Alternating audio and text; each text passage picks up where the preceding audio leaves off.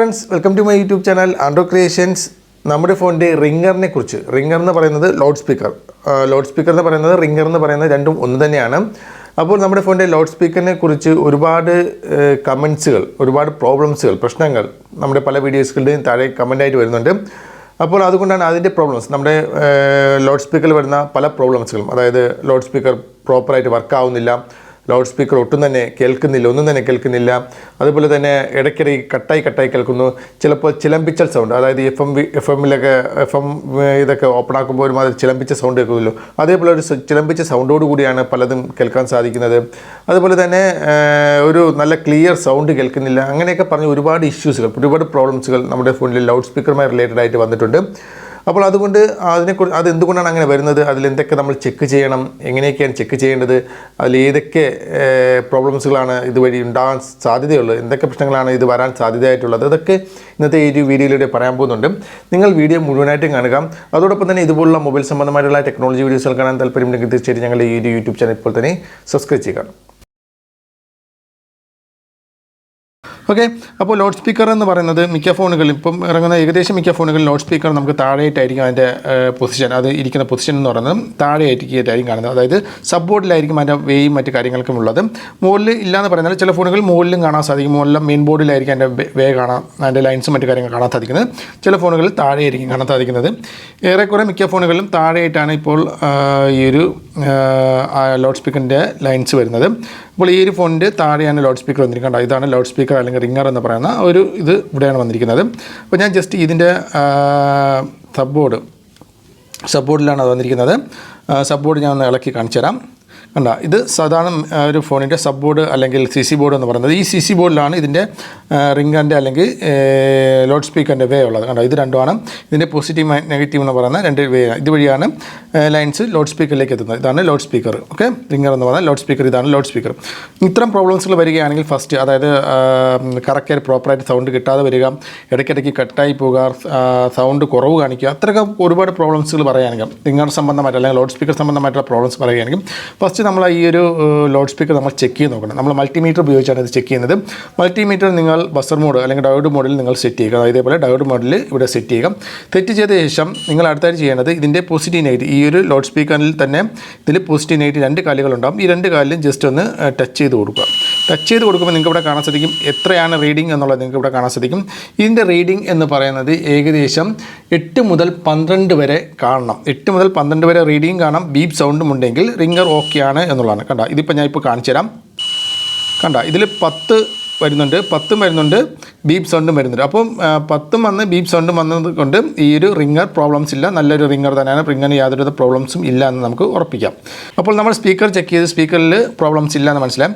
ഇനി ഇതിൻ്റെ സ്പീക്കറിൻ്റെ വേ ലൈൻസ് വരുന്നത്, രണ്ട് ലൈൻസ് പോസിറ്റീവ് നെഗറ്റീവ്, ഈ രണ്ട് ലൈൻസും കണക്റ്റ് ആവുന്നത് ഈ രണ്ട് ലൈൻസിലാണ്. ഇവിടെ നമ്മൾ ചെക്ക് ചെയ്യേണ്ട കാര്യം എന്ന് പറയുന്നത്, നമ്മൾ ഇതിലും ഡയോഡ് മോഡ് അല്ലെങ്കിൽ ബസർ മോഡിൽ ഇട്ട ശേഷം നമ്മുടെ ചുവപ്പ് മൾട്ടിമീറ്ററിൻ്റെ ചുവപ്പ് പ്രോപ്പ് ഏതെങ്കിലും ഒരു നെഗറ്റീവ് പൊസിഷനിൽ ടച്ച് ചെയ്യുക, ഗ്രൗണ്ടിൽ ടച്ച് ചെയ്യുക.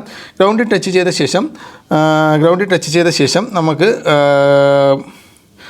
കറുത്ത നോബ് നമുക്ക് ഇതിൻ്റെ വേയിൽ കണക്ട് ചെയ്ത് നോക്കുക. കണക്ട് ചെയ്ത് നോക്കുമ്പോഴത്തേക്കും ഏകദേശം ഇതിൻ്റെ വാല്യൂ, ഗ്രൗണ്ട് വാല്യൂ എന്ന് പറയുന്നത് ഏകദേശം നമുക്ക് 300 മുതൽ 800 വരണം. ഓക്കെ, 300 മുതൽ 800 വരണം. കാരണം ഇതിൽ കറക്റ്റായിട്ട് 394 വന്നിട്ടുണ്ട്. ഇപ്പുറത്തും അതേപോലെ തന്നെ വന്നിട്ടുണ്ട്, 394 ഏകദേശം വരുന്നുണ്ട്. അതായത് 300-നും 800-നും ഇടയ്ക്കാണ് വരുന്നത് എങ്കിൽ ഇതിൻ്റെ ലൈൻസും ഓക്കെ ആണെന്ന്. അതായത് ഇതിൻ്റെ ലൈൻസ് വരുന്നത് ഏകദേശം നമ്മുടെ ഓഡിയോ IC നിന്നാണ് ഇതിൻ്റെ ലൈൻസ് വരുന്നത്. അപ്പോൾ ഓഡിയോ IC വരെ യാതൊരുവിധ പ്രോബ്ലംസും ഇല്ല, യാതൊരുവിധ ബ്രേക്കേജോ ഒന്നും തന്നെ ലൈന് കട്ടാവുകയോ അങ്ങനത്തെ യാതൊരുവിധ ഇഷ്യൂസും ഇല്ല എന്ന് നമുക്ക് ഉറപ്പിക്കാം. ഈ ഒരു വാല്യൂ വരികയാണെങ്കിൽ ഏകദേശം ഞാൻ നേരത്തെ പറഞ്ഞതുപോലെ 300-നും 800-നും ഇടയ്ക്ക് വാല്യൂ ഉണ്ടെങ്കിൽ ഓക്കെ, ലൈൻസൊക്കെ ഓക്കെ ആണ് എന്നുള്ളതാണ്. ഓക്കെ, ഞാൻ പറഞ്ഞതുപോലെ ലൗഡ് സ്പീക്കറിൻ്റെ പിന്നിലെ വാല്യൂയും അതുപോലെ തന്നെ ബോർഡിൽ പിന്നിൻ്റെ വാല്യൂയൊക്കെ ഓക്കെ ആണെങ്കിൽ ചിലപ്പോൾ ഈ ഒരു കണക്ഷൻ പ്രോപ്പറായിട്ട് വർക്ക് ആവാത്ത, അല്ലെങ്കിൽ അതിൻ്റെ ഇടയിൽ ക്ലാവ് പിടിക്കുക, രണ്ടും നമ്മൾ ജോയിൻ്റ് ആവുന്ന കണക്റ്റ് ആവുന്ന ഭാഗത്ത് ക്ലാവ് പിടിക്കുകയോ അല്ലെങ്കിൽ എന്തെങ്കിലും റെസ്റ്റ് വന്നിട്ട് കോൺടാക്റ്റ് കിട്ടാതെ വരുന്നത് കൊണ്ടും ഇത്തരം പ്രോബ്ലംസ് സംഭവിക്കാം. അങ്ങനെയാണെങ്കിൽ നിങ്ങളൊരു ചെറിയ റബ്ബർ ഉപയോഗിച്ചുകൊണ്ട് ആ ഒരു കോൺടാക്റ്റ് ഒന്ന് ക്ലീൻ ചെയ്തതിന് ശേഷം ഇത് യൂസ് ചെയ്യുകയാണെങ്കിൽ ചിലപ്പോൾ പ്രോബ്ലംസ് മാറാനുള്ള ചാൻസ് ഉണ്ട്. അപ്പോൾ ഒരു പക്ഷേ ചിലപ്പോൾ പ്രോബ്ലംസ് മാറിയില്ല എന്നുണ്ടെങ്കിൽ നമുക്ക് അടുത്ത് പറയുന്നതും ഇതുമായി വരുന്ന പല കമ്പോണൻസുകളും ഇതിലുണ്ട്. അതായത് ഇതിൻ്റെ സൗണ്ട് അല്ലെങ്കിൽ ഇതിൽ വരുന്ന വോയിസ് ഫിൽറ്റർ ചെയ്യുന്നതിന് വേണ്ടിയുള്ള റെസിസ്റ്റർ, കപ്പാസിറ്റർ, കോയിൽ തുടങ്ങി കുറച്ച് കമ്പോണൻസുകൾ ഇതുമായി റിലേറ്റഡ് ആയിട്ട് വന്നിട്ടുണ്ട്. അപ്പോൾ ഇതിലെന്തെങ്കിലും ഷോർട്ടോ ലീക്കേജോസോ വല്ലതും ഉണ്ടെങ്കിൽ ഈ പ്രോബ്ലംസ് കാണിക്കും. അപ്പോൾ നമുക്ക് ഇതിൻ്റെ വേ കണ്ടുപിടിച്ച് ഇതിൻ്റെ ലൈൻസ് എവിടെയൊക്കെ പോകുന്നുണ്ട്, ഏതൊക്കെ കമ്പോണൻസ് വഴി പോകുന്നുണ്ട്, ആ കമ്പോണൻസിന് എന്തെങ്കിലും പ്രോബ്ലംസ് ഉണ്ടോ എന്നുള്ളത് നമുക്ക് സ്കീമാറ്റിക് ഡയഗ്രാം ഉപയോഗിച്ച് മാത്രമേ നമുക്കത് കണ്ടുപിടിക്കാൻ സാധിക്കുള്ളൂ. സ്കീമാറ്റിക് ഡയഗ്രാം ഉപയോഗിച്ചുകൊണ്ട് നമുക്കത് ഇതിൻ്റെ ലൈൻസിൽ എന്തെങ്കിലും പ്രോബ്ലംസ് ഉണ്ടോ എന്നുള്ളത് കണ്ടുപിടിച്ച് നമ്മളത് ക്ലിയർ ചെയ്യേണ്ടതായിട്ടുണ്ട്.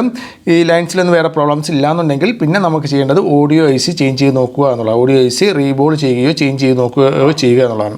ഓഡിയോ ഐ സിക്ക് ഓഡിയോ ഐ സിയൊക്കെ ഇപ്പോൾ പല ഐ സികളുടെയും മെർജ് ചെയ്താണ് വരുന്നത്. ചില ഫോണുകളിൽ പവർ ഐ സിക്ക് അകത്തായിരിക്കും ഓഡിയോ ഐ സി വരുന്നത്, അതേപോലെ പ്രോസസ്സറിനകത്ത് ഓഡിയോ ഐ സി വരുന്നതുണ്ട്. അങ്ങനെ പലതിലും മെർജ് ചെയ്തൊക്കെ ആയിരിക്കും വരുന്നത്.